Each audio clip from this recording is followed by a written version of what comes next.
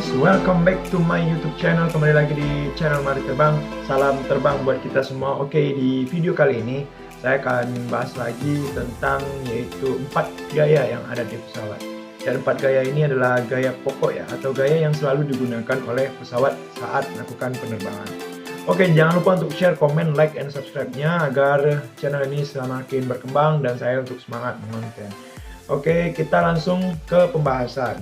Nah, di pesawat itu ada 4 gaya. 4 gaya ini akan selalu berperan penting terhadap pesawat.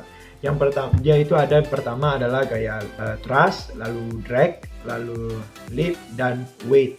Ya, jadi keempat gaya ini akan selalu digunakan oleh pesawat saat melakukan penerbangan. Ya, kita masuk pertama thrust. Apa itu thrust? Thrust itu adalah gaya dorong yang dihasilkan melalui engine pesawat. Itu secara ringkasnya. Jadi ketika dia akan melakukan yang namanya take off, dia akan menggunakan gaya thrust ini. Take off, taxi, pokoknya ketika di ground mereka akan menggunakan gaya ini. Untuk apa mereka menggunakan gaya ini? Untuk mendapatkan kecepatan. Kalau ketika mereka mau lepas landas, mereka berguna untuk mendapatkan kecepatan. Sehingga akan terjadi nanti perbedaan antara tekanan di bawah dan tekanan di atas, dan itulah disebut dengan gaya lift.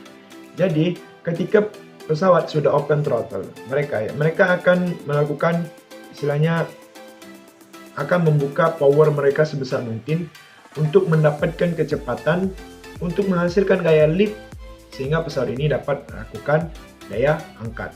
Lalu yang kedua adalah lawan dari si thrust ini adalah gaya drag, yaitu gaya mundur ke belakang atau istilahnya direm.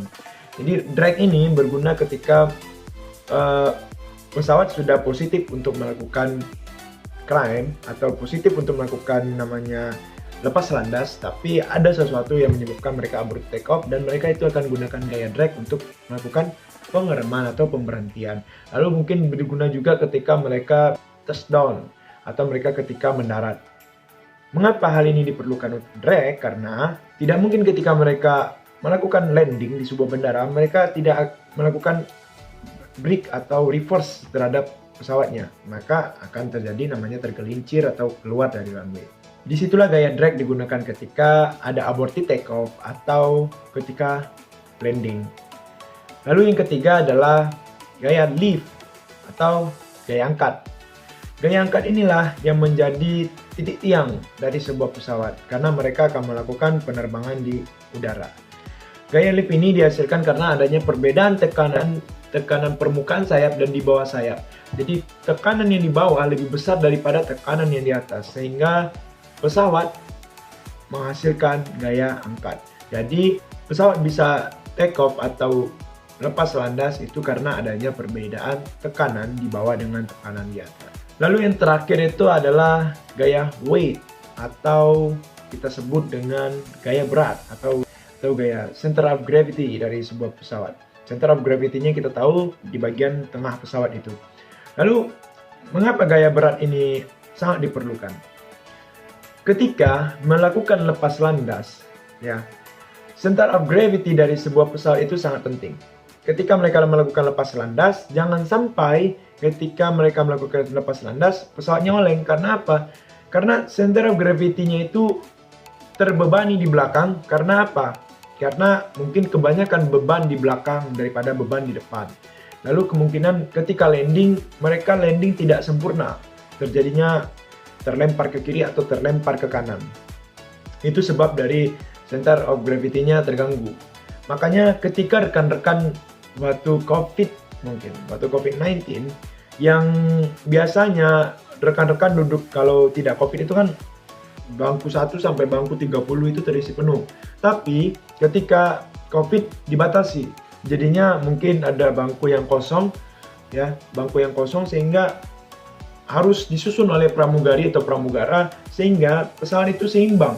Jadi ketika melakukan in-flight, pesawatnya tidak in-flight tidak begini. Jadi pesawat itu bisa lurus, longitudinal dan lateral axis-nya tidak terganggu. Jadi untuk mencapai weight ini ya di situ karena harus disusun oleh pramugara dan pramugari agar tidak terjadi yang namanya pesawatnya itu timpang istilahnya. Lalu ketika sudah open throttle, mereka sudah melakukan yang namanya mengeluarkan power terbesar terhadap pesawat.